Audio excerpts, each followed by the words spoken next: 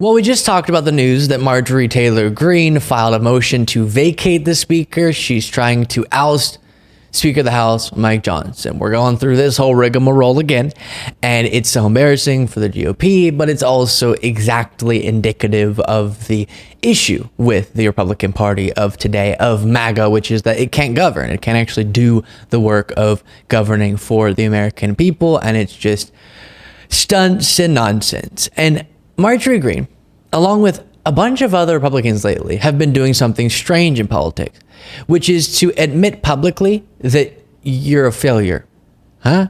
It's very strange, but at least a brief moment of honesty for some of these individuals. And what I mean is, Marjorie Taylor Greene wrote on X or Twitter, "Our Republican majority is a complete failure." And I'll read the rest of that post in just a second. But indeed, that's the case. I'll show you a bunch of people mocking her for that. It's fantastic.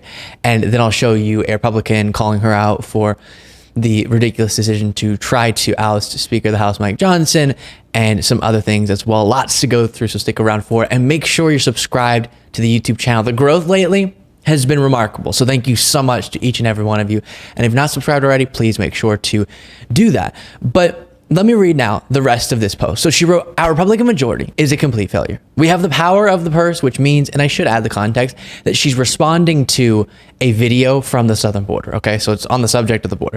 "We have the power of the purse, which means we can control what the entire government does. Tomorrow, Speaker Johnson is funding the government that has created this invasion. I'm voting no. Shut it down." So then, of course, she went on to not just vote no, but also, for this very reason, attempt to oust Mike Johnson. Now, of course, I've talked about in the past many times how the term invasion is a deranged one to use for this situation. But if we are discussing the southern border, and if she had any genuine concern for real issues, and it wasn't just about insane fear mongering, but she actually wanted to address real issues relating to our southern border, then she would be on board with, instead of obstructing the Border Patrol Union endorsed piece legislation that would seek to address these very issues. But of course, it's not about actually governing, as we're seeing in so many scenarios now. It's just about fear mongering and stunts and political reasons purely. We'll get back to the border in just a second, but then let's see some of the responses to her saying our Republican majority is a complete failure. You have Adam Schiff, "Even a badly broken clock, ... he writes. Then you have the DNC War Room, "We approve this message." Let's see here. You have someone saying, "For once, Marge is right. Republicans can't govern." You have someone else saying, "Yes, the House Republican majority is a complete failure. The first time you have ever been correct, Marge." You have Jared Ryan Sears writing, "Today, both Representative Marjorie Taylor Greene and Senator Mike Lee said that the House Republican majority has been a complete failure. Previously, Representative Chip Roy said that Republicans haven't accomplished one thing with the majority." We'll look at that clip again in just a moment. Numerous other Republicans have made comments on how bad Republicans have been with the majority and how foolish they look. Republicans also ousted their own speaker and are set to reprimand their new speaker tomorrow. This was from yesterday. He didn't know that was going to happen. Both of these confrontations were brought about because the speakers work to keep the government funded and functioning. If Republicans are telling you they're failures, are telling you they can't govern, and are punishing other Republicans for governing, why would you vote for them? Exactly right. And by the way, if you're an American voter and you see these two parties, okay, one of them, people from the party, from within the party, are saying, "We're failures. We don't know what the heck we're doing. This is a disaster." You see members resigning because it's so embarrassing. Ken Buck. You have Marjorie Greene now trying to oust the speaker while saying, quote unquote, "Our Republican majority is a complete failure." Just want to make sure I quoted that correctly.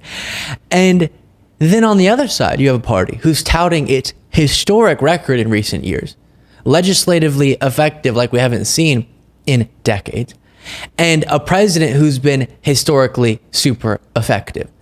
And again, a record to run on. They're not saying we're failures. They're proud of the record that they're running on. And the other side is saying we're complete failures, but the Democrats are Satan or whatever. Really? Is that a difficult decision as to which party is probably the party that's more serious about governing and getting things done for you? But somehow this election is going to be close. And that just is baffling. Come on now, America, wake up, please. So before getting to other things, we'll look at Mike Lawler calling out Marjorie Greene on Fox News. But before that, let me just show you a back and forth between Representative Andy Barr and Boris Sanchez on CNN over the border bill, because there's a lot of misinformation many of these Republicans try to push to justify opposing this border bill, when in reality, it's exactly what they've wanted for a super long time, but they want to kill it for political reasons, in part because Trump wants to run on this issue, and so exacerbating it is better for their political goals, which is pretty dang disgusting. Here it is. Of that, it would have expedited deportations, cracked down on asylum claims, limited humanitarian parole, also allowed the president to shut down the border if crossings passed a certain number, and it would have provided $60 billion in funding for Ukraine, which it badly needs right now. Why support this bill when that bill went so much further and did so many things that Republicans have been asking for a long time? Valid and legitimate question, Boris, but what you fail to mention in that list of very positive reforms, and including the Ukraine assistance that I support, what it also included was codifying the illegal crossings. It surged $7 billion. That so-called bipartisan border bill or immigration reform bill also provided $7 billion to sanctuary jurisdictions that would be a huge additional magnet for illegal migration. That's not what we need right now. So, yeah, there were some good features to Senator Langford's efforts. There were. The bill didn't codify allowing illegal crossings. It set a threshold of undocumented crossings that would have allowed the executive to say, shut down the border right now. That's very different than saying we're going to allow this many people through. No, Boris. That's a different interpretation of what it did. And I'm citing Senator Langford's own words, who described this as the most conservative immigration package put forward in a generation. Yeah, so Andy Barr there was just spewing nonsense. One of the talking points we've heard so many times is this is now the bill would just allow in a certain amount of people with no vetting, with no process, or some myth that gets told on that front. The threshold they're talking about is when it becomes an emergency status that then gives the president extra authorities that, unless this got passed, they don't have. And Trump didn't have them, Biden didn't have them, no president had them. That would be adding new things in the law in terms of emergency authorities for the president. And why the Border Patrol Union would support this, and James Langford of Alabama, if it were a socialist, communist, whatever the heck they call it, I have no idea. It's not.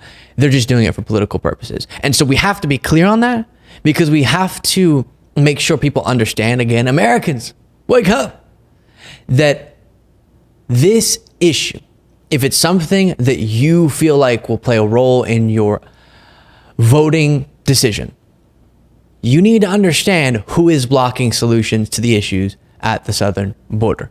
You also need to get an honest assessment of what is and isn't happening, because there also are lots of lies floating around about what the problem is. But you also have to know who's preventing solutions. And that's the Republican part. This is a Republican issue. And that is something people need to understand. Here's Chip Roy, a clip we've looked at many times, saying, I can't name one thing our party has done that I can campaign on. Ooh. One thing. I want my Republican colleagues to give me one thing, one, that I can go campaign on and say we did. One. Anybody sitting in the complex, if you want to come down to the floor and come explain to me one material, meaningful, significant thing the Republican majority has done besides, well, I guess it's not as bad as the Democrats. I mean, to be in a place where your party has been so ineffective and you've wasted away all your time on an investigation into the sitting president that has just revealed how by the books he's operated and how not corrupt he is, and you've just shown that to be the case. And what else? Some other hearings. That's about it. And it's that bad that even Chip Roy is having to say, I don't know what I'm supposed to campaign on. Yeah, me neither, Chip. Campaign on elect the other side. That would be the best thing for the country. Then you have Mike Lawler here criticizing Marjorie Greene for her decision to file that motion to vacate the speaker. of the House, vacate the chair. Here it is. Thoughts on what she's done here? Look, Marjorie supported Kevin McCarthy, so she understands how chaotic and destructive it is to vacate the chair. When Matt Gaetz and 7 other Republicans teamed up with 208 Democrats to remove Speaker McCarthy, they created chaos and really were destructive to the Congress, to the institution. And so I think this is unnecessary. I think it's idiotic, frankly. And I think it does nothing to actually advance the conservative movement or serve the American people. The bottom line is we're in a divided government. We're not going to get everything we want. Chuck Schumer is the Senate Majority Leader. Joe Biden is the president. The only way to really advance the conservative movement is to win elections. And doing stunts like this actually undermines our ability to win elections. It is interesting.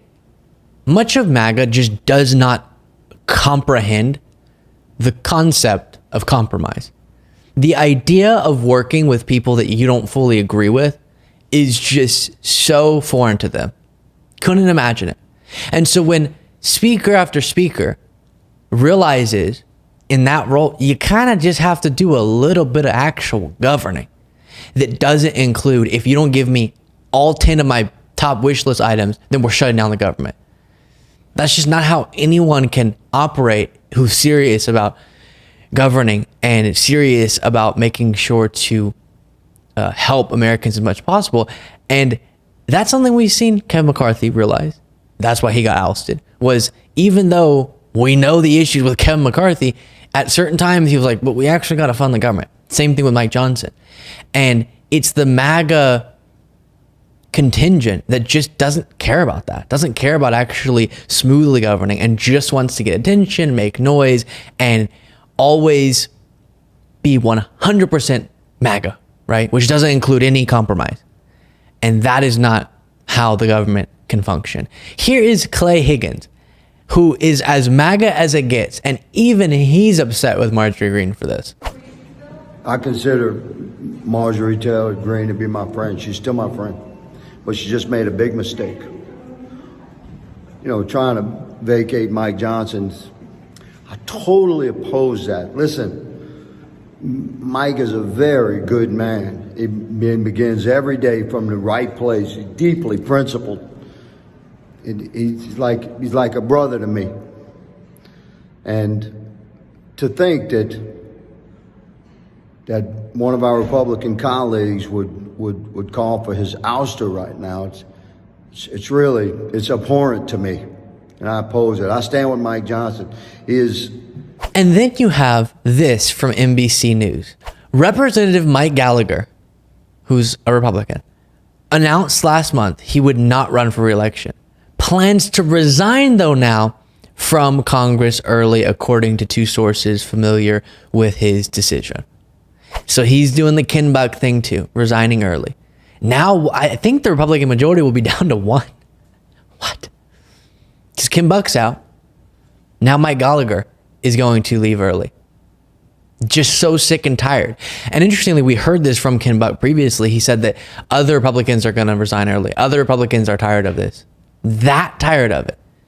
Here was Ken Buck, by the way, explaining why he's leaving. Really that miserable right now to be, from the outside in, it doesn't look that fun. From the inside in, is it that bad that you're saying, I'm done? It is the worst year of the 9 years and 3 months that I've been in Congress. And having talked to former members, it's the worst year in 40, 50 years to be in Congress. But I'm leaving because I think there's a job to do out there that I want to go do. And I just have to say once again, you're going to hear me in this whole saga that we're about to witness of Marjorie Greene trying to oust Mike Johnson and whatever comes of that.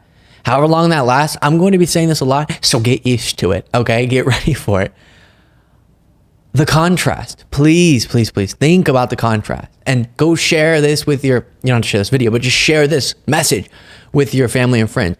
Think about what we're watching now and what we watched first 2 years of Biden's presidency.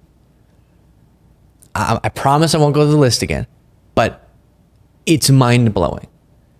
Do you remember the debates that were going on? It was about Kyrsten Sinema and Joe Manchin being hated by the Democratic Party at large because it was the two of them blocking Biden's broader agenda. And it was discussion and eventually a compromise over policy. All of the talk was about policy. That was the conflict in the Democratic Party, was policy related. Are we going to have this in Biden's Build Back Better? Is that going to get through? Inflation Reduction Act, what's going to be included? And that was the debate. And any sort of debacles that would come of that, at least were centered around a conversation about policy that at the end of the day was directed at helping people, lifting people up. What the heck is this doing for anyone? Nothing. So keep that in mind. Again, make sure to subscribe to the channel, click the alert bell and the like button, and I'll talk to you next time.